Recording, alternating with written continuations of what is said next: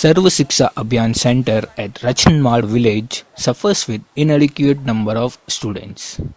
With inception of right to education, center has seen constant decline in number of students. 90 families send all of 13 students to study at these centers. Rest of the parents have chosen English medium private schools for the education of their children. Vajrama and her family is one of the first to join the English bandwagon. Despite living on meager income, she prefers to send her child to a private school rather than depending on government schools. ನಮ್ಮ ಮಗನ ನಾವು ಈ private school ಕಳಿಸ್ತೀವಿ. ಅಲ್ಲಿ ಒಳ್ಳೆ education ಸಿಗುತ್ತೆ.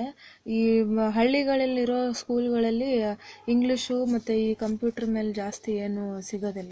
But many experts detest the growing affection of parents towards the English medium schools. Shilpa is one of the teachers at Sarva Shiksha Abhiyan Center of Rachanmad village and she is not very pleased with this growing trend. ಮಕ್ಕಳು ಚಿಕ್ಕ ವಯಸ್ಸಿಂದ ಅವರ ತಾಯಿಯ ಭಾಷೆಯಲ್ಲಿ ಕಲಿತರೆ ಒಳ್ಳೆಯದು. ಯಾಕಂದ್ರೆ ಆಮೇಲೆ ಇಂಗ್ಲಿಷ್ ಹೇಗಿದ್ರು ಕಲಿತಾರೆ.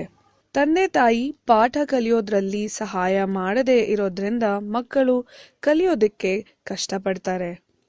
When asked about the cost involved and how her child cope up with the demands of English medium, Vajramma refused to come on camera, but this is what she had to say.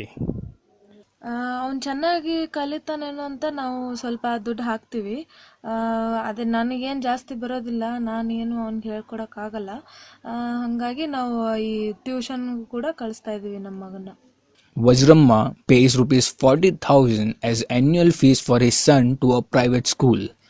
But she is unaware that the same school provides the free education, albeit in Kannada medium, under the right of education. Vajramma's is a classic case of wastage of resources.